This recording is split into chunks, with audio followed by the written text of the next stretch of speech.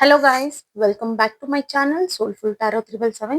ಇವತ್ತಿನ ಟಾಪಿಕ್ ಬಂದು ನಿಮ್ಮ ವ್ಯಕ್ತಿ ಈ ನಡುವೆ ಸೈಲೆಂಟ್ ಆಗಿದ್ದಾರಾ, ಏನು ಓಪನ್ ಅಪ್ ಆಗ್ತಾ ಇಲ್ವಾ? ಸೊ ಅವರ ಸೈಲೆನ್ಸ್ ಇದೆ ಏನಿದೆ ಅಂತ ಚೆಕ್ ಮಾಡೋಣ.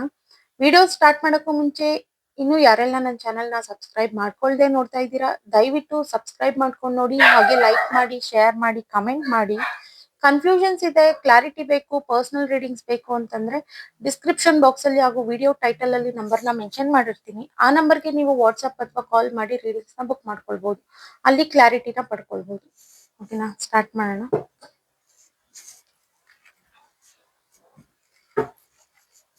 ಯೂನಿವರ್ಸ್ ನನ್ಗಿಲ್ಲಿ ಕ್ಲಾರಿಟಿ ಕೊಡಿ. ನನ್ನ ವ್ಯೂವರ್ಸ್, ಅವರ ವ್ಯಕ್ತಿಯ ಮೌನದ ಹಿಂದೆ ಏನಿದೆ, ಅವರ ಸೈಲೆನ್ಸ್ ಯಾಕೆ, ಏನು ಅಂತ ತಿಳಿಸ್ಕೊಡಿ. ಅವ್ರ ಮನಸ್ಥಿತಿ ಏನು ಇವ್ರ ಮೇಲೆ.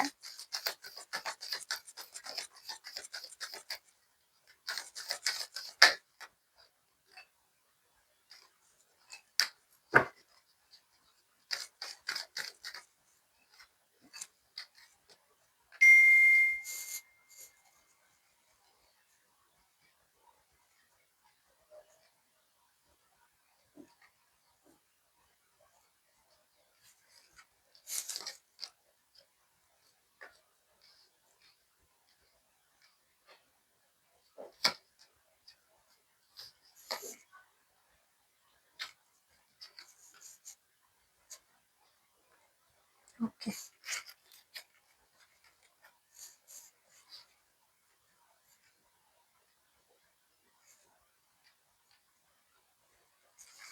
ಇಲ್ಲಿ ಯಾವುದೋ ಒಂದು ವಿಚಾರವಾಗಿ ನಿಮ್ಮ ವ್ಯಕ್ತಿ ಆಕ್ಷನ್ ತಗೊಳ್ಬೇಕಿತ್ತು.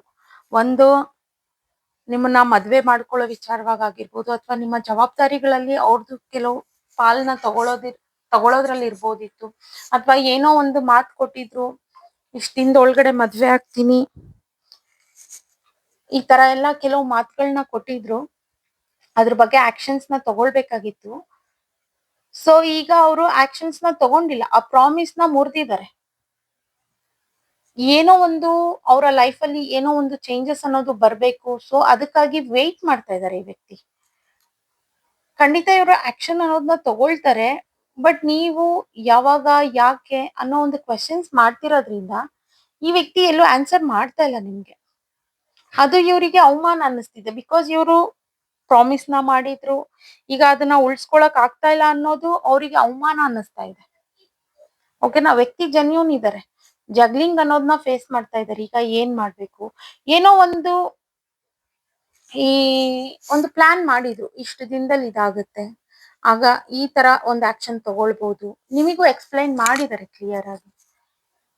ಸೊ ಆ ಟೈಮ್ ಮೀರಿದ್ರು ಆ ಕೆಲಸ ಆಗ್ಲಿಲ್ಲ. ಸೊ ವೇಟ್ ಮಾಡ್ತಾ ಇದ್ದಾರೆ, ಆಕ್ಷನ್ ತಗೊಳಕ್ ಆಗ್ಲಿಲ್ಲ. ಸೊ ಇದು ಅವ್ರನ್ನ ಒಳಗಡೆ ಹಿಂಸೆ ಕೊಡ್ತಾ ಇದೆ ಅವರಿಗೆ. ಬಿಕಾಸ್ ಜೆನ್ಯೂನ್ ಆಗಿರೋರಿಗೆ ಅದು ಹಾಗೆ ಇರುತ್ತೆ, ಕಷ್ಟ ಅನ್ಸುತ್ತೆ. ಓಕೆನಾ, ಸೊ ಇಲ್ಲಿ ನೀವು ಕಾಂಟ್ಯಾಕ್ಟ್ ಮಾಡಿ ನೀವು ಕೇಳ್ತಾ ಇದ್ದೀರಾ, ಅವರಿಗೆ ಆ ವಿಚಾರವಾಗಿ ಆನ್ಸರ್ ಮಾಡಕ್ ಆಗ್ತಾ ಇಲ್ಲ. ಅಲ್ಲಿ ಸ್ವಲ್ಪ ಮಿಸ್ಅಂಡರ್ಸ್ಟ್ಯಾಂಡಿಂಗ್ಸ್ ಅನ್ನೋದು ಬರ್ತಾ ಇದೆ. ಸೊ ಈ ವ್ಯಕ್ತಿ ಸೈಲೆಂಟ್ ಆಗ್ತಾ ಇದ್ದಾರೆ, ಕ್ರಮೇಣವಾಗಿ ಇನ್ನೂ ಸೈಲೆಂಟ್ ಆಗ್ತಾ ಇದ್ದಾರೆ. ಇದು ನಿಮಗೆ ಕನ್ಫ್ಯೂಷನ್ ನ ತರ್ತಾ ಇದೆ. ನಿಮಗೆ ಇವ್ರು ಈ ತರ ಸೈಲೆಂಟ್ ಆದಾಗ ನಿಮ್ಗೆ ಏನಿಸುತ್ತೆ, ಇವ್ರು ಮೋಸ ಮಾಡಿ ಬಿಟ್ಟು ಹೋಗ್ತಾರ. ಕೆಲವು ಕ್ವಶನ್ಸ್ ಅನ್ನೋದು ಒಂದ್ರಿಂದ ಒಂದು ಕ್ರಿಯೇಟ್ ಆಗ್ತಾ ಇದೆ ನಿಮ್ಗೆ. ಸೊ ನಿಮ್ಗೆ ಈಗ ಕ್ಲಾರಿಟಿ ಬೇಕಾಗಿದೆ. ಈಗ ನಿಮಿಗೂ ಅಷ್ಟೇ, ಈಗ ಈ ವ್ಯಕ್ತಿ ಏನ್ ಹೇಳಿದ್ರು, ಏನ್ ಪ್ರಾಮಿಸ್ಗಳು ಮಾಡಿದ್ರು, ಅದೀಗ ಆಗ್ಲಿಲ್ಲ ಅಂದ್ರೂ ಪರವಾಗಿಲ್ಲ, ಬಟ್ ನಿಮ್ಗೆ ಕ್ಲಾರಿಟಿ ಬೇಕಾಗಿದೆ. ಸೊ ನೀವ್ ಅದಕ್ಕೆ ವೇಟ್ ಮಾಡ್ತಾ ಇದ್ದೀರಾ. ಈಗ ಇವ್ರನ್ನ ಹರ್ಟ್ ಮಾಡ್ಬೇಕು, ಅಥವಾ ಇವ್ರಿಗೆ ಪ್ರೆಷರ್ ಕೊಟ್ಟು ಆಕ್ಷನ್ ನ ತಗೊಳ್ಳಿ ಅಂತ ಫೋರ್ಸ್ ಮಾಡ್ಬೇಕು ಅನ್ನೋದಿಲ್ಲ. ಬಟ್ ನೀವ್ ಸ್ಟಿಲ್ ಯಾಕೆ, ಯಾವಾಗ ಅನ್ನೋದನ್ನ ನೀವ್ ಕೇಳ್ತಾ ಇದ್ದೀರಾ. ಬಟ್ ಅವ್ರಿಗೆ ಅದು ಪ್ರೆಷರ್ ಅಂತ ಅನ್ನಿಸ್ತಾ ಇದೆ. ಓಕೆನಾ, ಕ್ಲಾರಿಫೈ ಮಾಡೋಣ. ಯೂನಿವರ್ಸ್ ಪ್ಲೀಸ್ ಕ್ಲಾರಿಫೈ ಮಾಡಿ.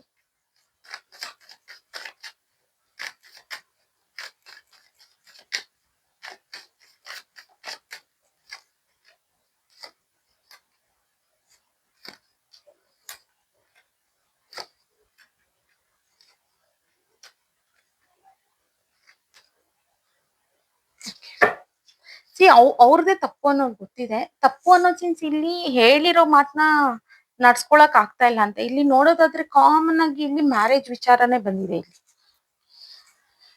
ಬಿಕಾಸ್ ಇಲ್ಲಿ ಮ್ಯಾರೇಜ್ ಕಮಿಟ್ಮೆಂಟ್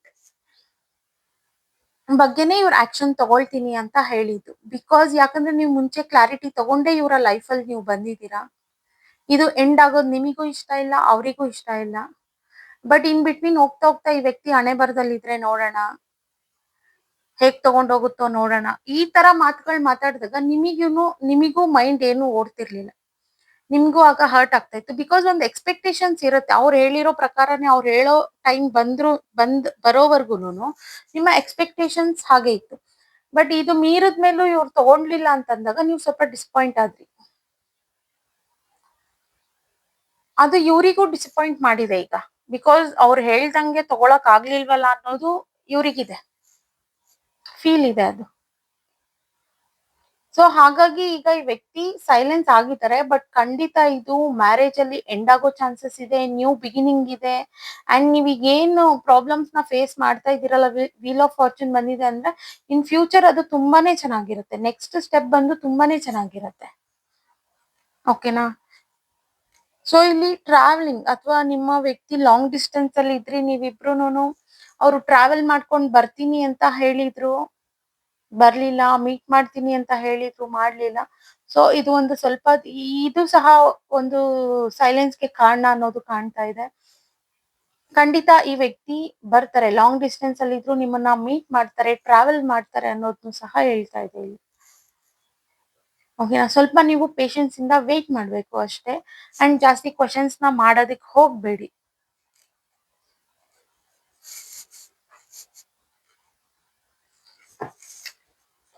ಯೂನಿವರ್ಸ್ ಇನ್ನೂ ಸ್ವಲ್ಪ ಕ್ಲಾರಿಫೈ ಮಾಡ್ಕೊಡಿ.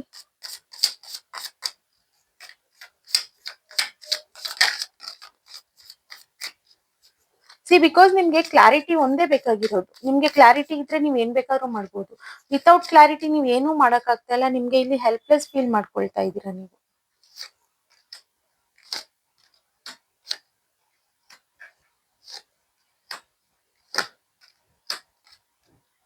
ಓಕೆನಾ? ಖಂಡಿತ ಇಲ್ಲಿ ಮ್ಯಾರೇಜ್ ಕಮಿಟ್ಮೆಂಟ್ ಕೊಟ್ಟೆ ಕೊಡ್ತಾರೆ. ಒಂದ್ ಸ್ವಲ್ಪ ದಿನ ಅಷ್ಟೇ. ಒಂದು ಅವರ ಕೆರಿಯರ್ ವಿಚಾರದಿಂದ ಇದು ಡಿಲೇ ಆಗಿರ್ಬೋದು.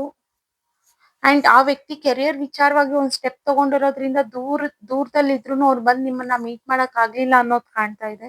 ಸೊ ಖಂಡಿತ ಆಕ್ಷನ್ ಅನ್ನೋದನ್ನ ತಗೊಳ್ತಾರೆ.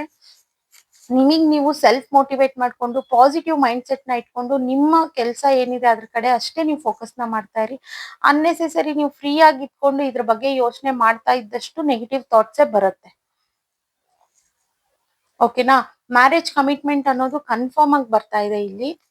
ಸೊ ಕೊಡ್ತಾರೆ, ನೀವು ವೇಟ್ ಮಾಡ್ಬೇಕಷ್ಟೆ.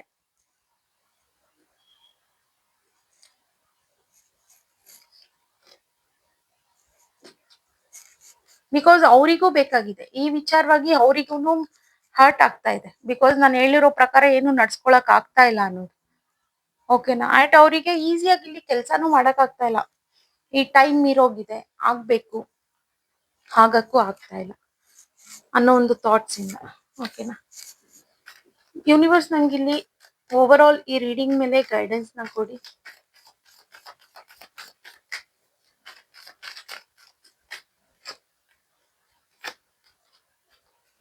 ಇಬ್ರಿಗೂ ಅಷ್ಟೇ ತುಂಬಾ ಪ್ರೀತಿ ಇದೆ. ಅಗೇನ್ ಮ್ಯಾರೇಜ್ ಕಾರ್ಡ್ ಬಂದಿದೆ.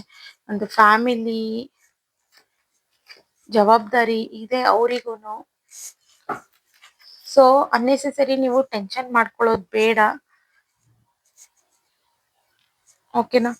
ಅಂಡ್ ಇಲ್ಲಿ ನೀವೇನ್ ವೇಟ್ ಮಾಡ್ತಿದ್ದೀರಲ್ಲ, ಮಾಡಿ, ವೇಟ್ ಮಾಡಿ, ಖಂಡಿತ ಮಾಡಿ. ಅವರಿಗೂ ಕಪ್ ಆಫ್ ಫೀಲಿಂಗ್ಸ್ ಇದೆ ನಿಮ್ ಮೇಲೆ.